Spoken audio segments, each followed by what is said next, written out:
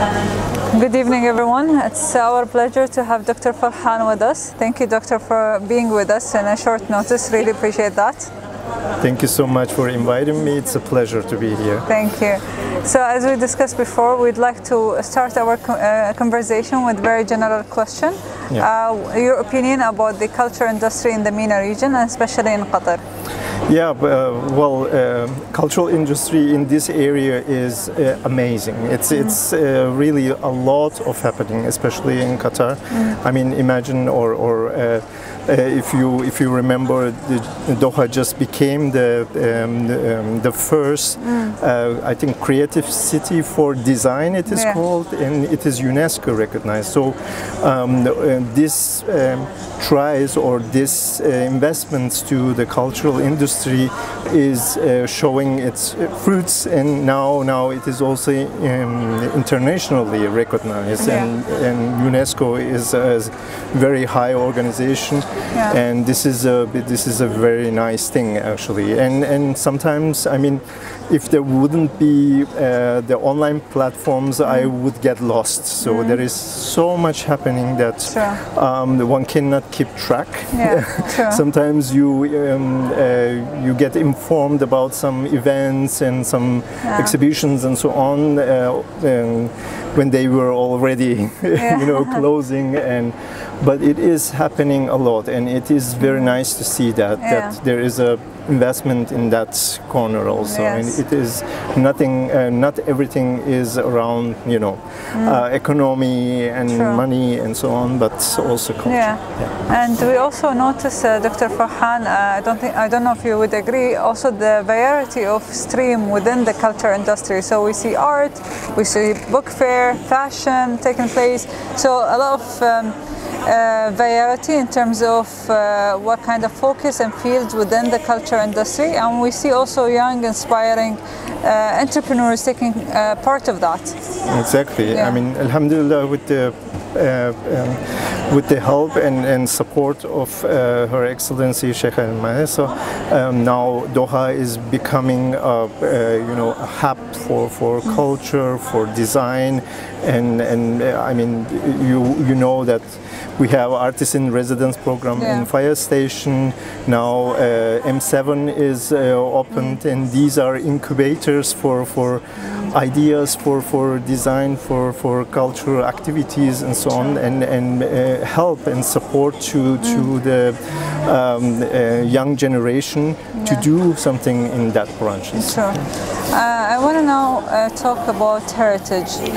As you also mentioned about UNESCO, there is another site been recognized by UNESCO, which is Al Zubara.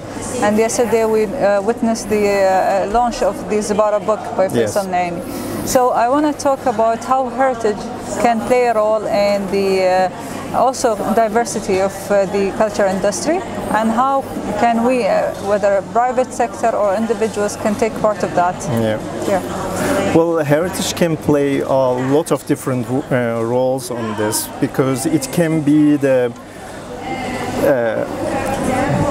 idea, the inspiration, because I mean, we are not doing everything new.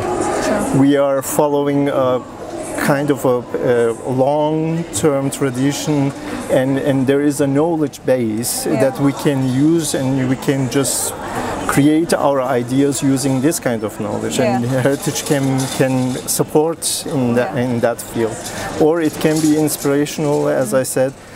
So you can get motifs from heritage and combine them with modern elements and create something else. So heritage can be really used in a different way, in a different, and also, I mean, it's not only art and culture, but it has also economic part.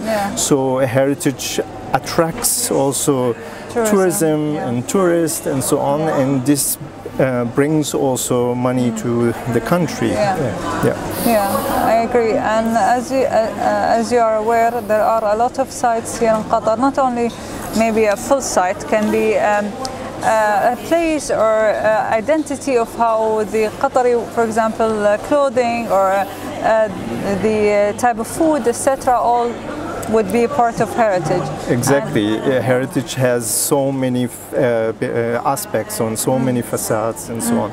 So the architectural or cultural heritage and also archaeological heritage is just a small part of a very, very big mosaic, let's say. The heritage is very flexible and can be recognized in different fields, as you were saying, you know, in the music, in the art, in food, in the way of how people are even I mean, how people are taught and how which kind of tradition they have and so on. These kind of things are also heritage. Yeah. And how do you think, Doctor, we can bring attention to that? I know, like, one of the questions that were shared yesterday to Faisal, and some of the expats especially, they're not aware of the different sites in Doha.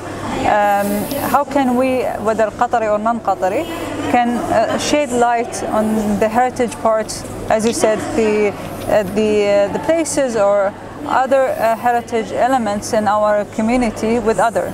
Yeah, this is a very good question, and the answer would be different from individual to individual, because yes, as authority, I can speak maybe for Qatar museums. We are, you know, pushing in the field, and we are putting the information out as publications or as social media posts or in our website and so on.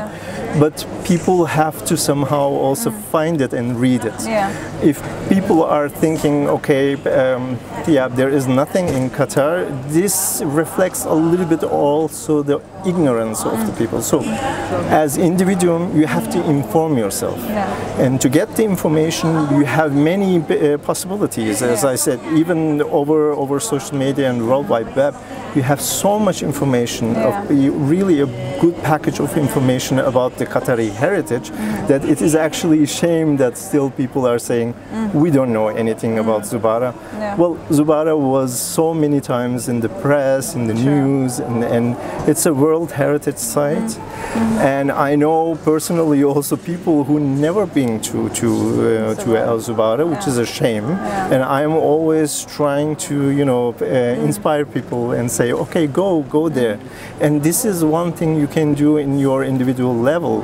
So when you have guests, take them with you and visit not only Zubara. Qatar has so many heritage sites and heritage assets.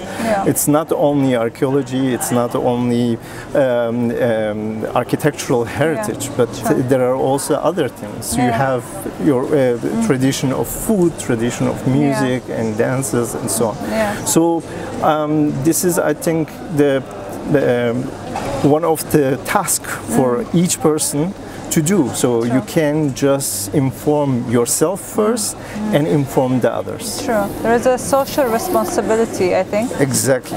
For, as you said, for someone to also understand the type of culture and heritage that the country is carrying, but also to share that with others. Like we have a different locations. Like I've been to the Qatar National Museum, and they have a very nice boutique with access to publication and also like small gift shops, etc. So I think we have a lot of educational spots here in Qatar. You can access and know from it. But as you said, we just have to take the responsibility of sharing this information. Okay, Doctor, I have a question for you also. Is there another publication coming in the way about other locations in Qatar? So there are many publications are in preparation. Now I can speak only from the part of archaeology and heritage. When we are excavating, we have to document everything very, very carefully. And this information we have to analyze, and this takes time. So archaeology is a slow science, but still this information have to be published, and this was always the case already, you know, starting from the archaeological research in Qatar from the 50s by the Danish archaeologists. all the missions who worked in Qatar, they really worked on their material, they analyzed them and they published them. So there are many books about Qatar and Qatar's archaeological heritage. And now we put one more stone on the kern. So next publications are following. So I can maybe mention one of my excavation with UCL Qatar together. It was in the center of Doha, in Old Doha, very near to Souq Waqif. This is right now in preparation for publication, but also the excavations in Fuwairid done also by UCL Qatar are also in the course of preparation for publication. But archaeology is a very interdisciplinary science, so we are collaborating with so many other sciences, so that we need to get the results of analysis and so on.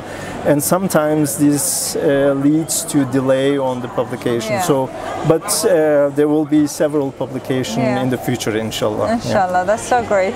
I also noticed that you do small books, educational books for kids or youngers. I saw the Adventure of Faisal, which is basically to ease the kids into this type of knowledge, and I think that's fantastic. I mean, this is a very good idea. When you say you, I know that you mean actually the Qatar Museums, yes, of course. So this book series is very nice because people need somebody, a role model. So Mr. Faisal Al-Naimi is actually a very good role model, Qatari who is very good in the archaeology of the country, and put in this children books as the hero of the book and inspire the young generation, because we need young archaeologists to take over our places. So it is a natural process. So we need young people to get inspired and understand archaeology, interest in archaeology, and we welcome actually everybody somehow to get in touch with us if they want to, you know, join archaeological excavation. We can organize that. Okay, great. Thank you so much, Dr. Ferhan. You're most welcome. Thank you for your time again. Thank you for having me here. Thank you so much. Appreciate it.